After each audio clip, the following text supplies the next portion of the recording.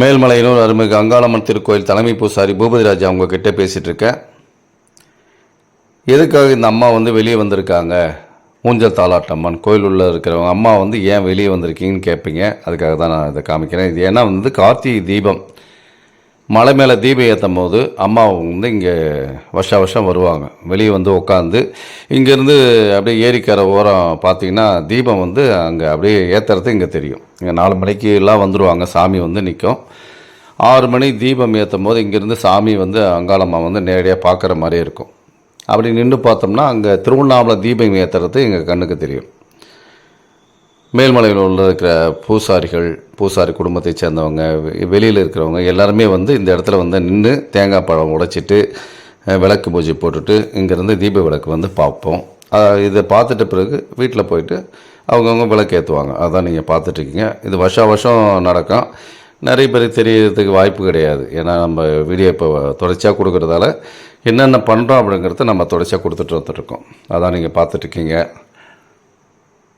ஏன்னா அந்த பிரம்மகத்தி தோஷம், அதாவது சிவனுக்கு பிடித்த அந்த பிரம்ம கபாலமானது விடுதலை ஆகிறது பார்த்தீங்கன்னா இங்கேருந்து தான் மேல்மலையூரில் தான் அவர் விடுதலை வராரு. இங்கேருந்து விடுதலை ஆகிற அன்னைக்கு தான் அவர் மலையாக அங்கே காட்சி கொடுக்குறார். நீங்கள் புராண கதைகள்லாம் நிறைய எடுத்து பார்த்தீங்கன்னா அதில் தெரிய வரும். அந்த மாசி மாதம் மயான கொள்ள விடும்போது அந்த டைமில் தான் பிரம்மகத்தி தோஷம் எப்போ போகுதுன்னு பார்த்தீங்கன்னா அந்த சிவன் ராத்திரின்னு சொல்லுவாங்க. சிவன் தங்கினதால் தான் சிவன் ராத்திரி, இல்லைனா சிவன் ராத்திரின்னு சொல்ல வேண்டிய வேலை இல்லை இல்லையா.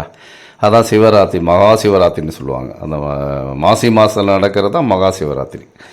சிவன் அவருடைய பிரம்மகத்தி தோஷம் விடுதலை ஆகிறதால என்ன பண்ணார்னா இங்கேருந்து அப்படியே திருவண்ணாமலைக்கு மலையாக மாறுவார். ஏன்னா கையில் இருந்த கபாலம் தன்னை விட்டு போன உடனே என்ன பண்ணுவார், திருப்பியும் பற்றி கொள்ளுமோன்ற மாதிரி அவர் 12 ஆண்டுகள் அங்கங்கே சுற்றி எல்லா இடத்துலையும் நாடு நகரங்கள்லாம் சுற்றிட்டு கடைசியாக தான் அவர் திருவண்ணாமலை மலையாக காட்சி கொடுக்குறார். அதுக்கப்புறம் தான் இப்போ பார்த்திங்கன்னா எல்லா இடத்துலையும் லிங்கமாகவே இருக்கும். அதுக்கு முன்னாடி உருவச்சிலை தான் அவருக்கு இருந்தது. அந்த சாபக்கட்டளையால் தான் அவர் அந்த பிரம்மனுடைய கபாலத்தை கையில் ஏந்திக்கிட்டு அங்கங்கே உணவு இல்லாமல் படுக்கை இல்லாமல் கடைசியாக அந்த சுடுகாட்டு சாம்பலை தான் சாப்பிடுவார்னு சொல்லிட்டு ஒரு ஐதீகம் இருக்குது. ஆரம்ப காலத்தில் இந்த மாதிரி புத்து மாதிரி தான் அம்மா வடிவமைப்பாக உட்காடுறாங்க. ஏன்னா அவங்களுடைய சரஸ்வதி வீட்ட சாபம் போகணுன்றதுக்காக என்ன பண்ணுறாங்க, புத்தா வடிவெடுத்து அதை உள்ளே உட்காடுறாங்க. ஆரம்பத்தில் பார்த்திங்கன்னா புத்து தான் இருந்தது. அதுக்கப்புறம் தான் என்ன பண்ணுறாங்கன்னா பின்னாடி ஒரு வடிவமாக உட்காடுறாங்க. இந்த எல்லாருக்கும் காட்சி கொடுத்து நான் பக்தர்களை அத்தனை பேருமே சந்தோஷப்படுத்துறது தான் இந்த இடத்துக்கு வந்திருக்கேன். இது தென் கைலாயன்னு சொல்லுவாங்க. இந்த இடத்துக்கு நான் உட்காந்து என்னுடைய தவத்தில் நான் இது பண்ண போகிறேன். ஏன்னா அந்த காலத்தில் பார்த்திங்கன்னா மனிதர்கள் உருவாக்காததுக்கு முன்னாடி பார்த்திங்கன்னா இந்த பூலோகமே அவங்களுக்காக படைக்கப்பட்டது தான். இங்கே என்னென்னா அவங்க எதனா ஒரு பிரச்சனை இங்கே வருவாங்க. அவங்கவுங்க சிவன் வருவார், அம்மா வருவாங்க, எல்லாருமே வருவாங்க, உட்காந்து தவம் கிடப்பாங்க. அவங்களுக்காக உருவாக்கப்பட்டது தான் இந்த பூமியே.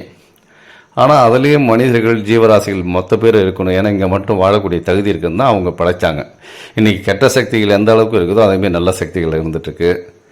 ஆரம்பத்தில் எப்படி இருந்திருக்குன்றது ஒரு வடிவமைப்பு தான் காமிச்சிருக்கேன். இது பக்கத்து ஊர், எங்கள் ஊர் பக்கத்தில் இருக்கிற ஒரு ஊருக்கு போகும்போது எடுக்கப்பட்ட வீடியோ இது. இந்த மாதிரி அவங்க உட்காடுறாங்க. உட்காந்து தான் அதுக்கப்புறம் மீனவர்கள் நீங்கள் தான் பூஜை பண்ணணும் எனக்கு அப்படின்னு சொல்லிட்டு தான். அதுக்கு தான் பார்த்தீங்கன்னா இன்றைக்கி மேல்மலையனூர் கோயிலில் பருவராஜகுல மீனவர்கள் தான் இன்றைக்கி பூஜை பண்ணிக்கிட்டு இருக்கோம். அம்மாவுக்கு சேவை செஞ்சிட்ருக்கோம். மேற்கொண்டு பார்த்திங்கன்னா திருவண்ணாமலை அந்த தீபத்தை ஏற்றக்கூடிய பருவராஜகுல மக்கள் தான் இன்றைக்கும் தீபத்தை ஏற்றி வைக்கிறோம்.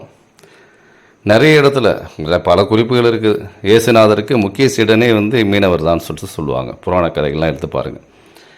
அப்போ என்னென்னா ஏதோ ஒரு ஈடுபாடுகள், பக்தி ஈடுபாடுகள்லாம் எங்ககிட்ட அதிகமாக இருக்குது.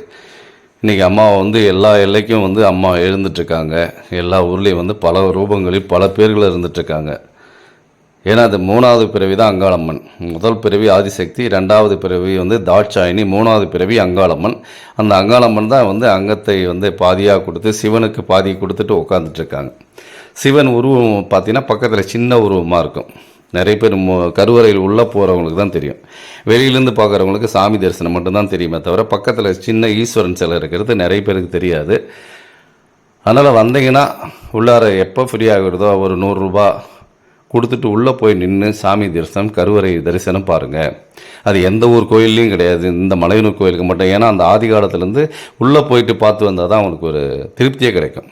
நிறைய பேர் இன்றைக்கும் வரவங்க, நிறைய பேர் பெங்களூர்லேருந்து, சென்னையிலேருந்து, கோயம்புத்தூர்லேருந்து, பெரிய லாங்கிலேருந்து வரவங்களாம், ஐயா நான் உள்ளே போய் நின்று சாமி தரிசனம் பார்த்துட்டு போகணும் ஐயா, எனக்கு கொஞ்சம் ஒரு 5 நிமிஷம் கொடுங்கன்னு சொல்லிட்டு 100-200 கேட்டாலும் கொடுத்துட்டு போய் உள்ளே போய் நிற்பாங்க. அப்படி நின்று அவங்களை தொட்டு கும்பிட்ற பழக்க வழக்கம் நம்மளுடைய கோயிலில் இருக்குது.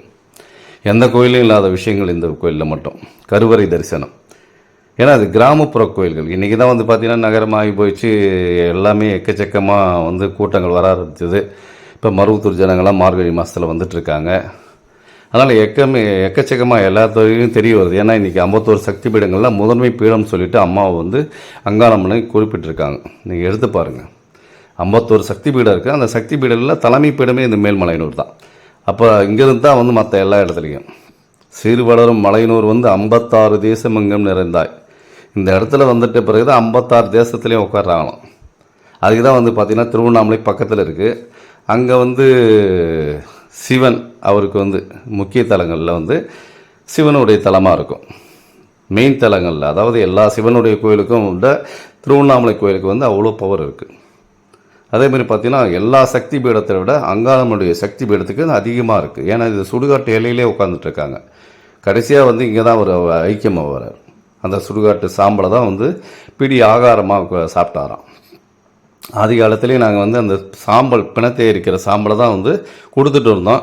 இப்போ நிறைய பேர் பக்தர்கள் அத்தனை பேரும் பயப்படுவாங்க தான். இப்போ குங்கமாக மாற்றிருக்கோம். ஒரு 15-20 வருஷம் தான் ஆச்சு. அதுக்கு முன்னாடி பார்த்திங்கன்னா அந்த பிணம் எரிக்கிற சாம்பலை தான் நம்ம கொடுத்துட்ருக்கோம். இன்றைக்கி பார்த்திங்கன்னா அருள்வாக்கு சொல்கிறவங்க, குறி சொல்கிறவங்க, இவங்கெல்லாம் என்ன பண்ணுவோம், கபாலத்தில் அந்த பிடி சாம்பலை எடுத்துன்னு போய் வச்சுருந்து மேற்கொண்டு விபூதியை போட்டு விபூதியெலாம் போடுவாங்க.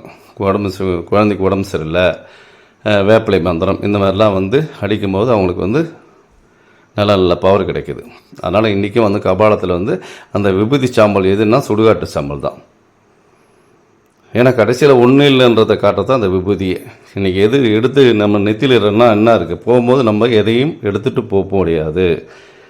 இங்கே ஒரு நாடக மேடை மாதிரி தான் நம்ம நடிகராக வந்திருக்கிறோம், நடிச்சிட்ருக்கோம். அதுக்கப்புறம் போகும்போது ஒன்றுமே எடுத்துகிட்டு போகிறதில்ல. இது காளி, மயான காளி, சுடுகாட்டு காளின்றது இதுதான். இந்த இடத்துல தான் மயான கொள்ள விடுவோம். அதான் நீங்கள் பார்த்துட்ருக்கீங்க. ஓம் காளி பகவதி பைரவி, என்னை எதிர்த்து எதையும் கட்டு, கடுகுவன பட்சியை கட்டு, மிருகத்தை கட்டு. ஓம் காளி, ஓம் ருத்ரி, ஓங்காரி, ஆங்காரி அடங்கனை கட்டி, நீ சபையை கட்டு, சத்ருவை கட்டு, எதிரியை கட்டு, எங்கேயும் கட்டு. சிங் பங் லங் லங். ஓம் சிவாய நம, சிவாய நம. ஓம் ஸ்ரீம் க்ளீம் வாம நம சிவகா. இந்த சேனலுக்கு லைக் பண்ணாதவங்க லைக் பண்ணுங்கள், சப்போர்ட் பண்ணுங்கள், ஷேர் பண்ணுங்கள். நீங்கள் கொடுக்குற ஆதரவு நிறைய பேர் ஃபோன் பண்ணுறீங்க, கேட்குறீங்க. எந்த டவுட் வேணாலும் எப்போ வேணாலும் கேட்டு தெரிஞ்சுக்கலாம். நன்றி, வணக்கம். மேல்மலையனூர் தலைமை பூசாரி பூபதி ராஜா.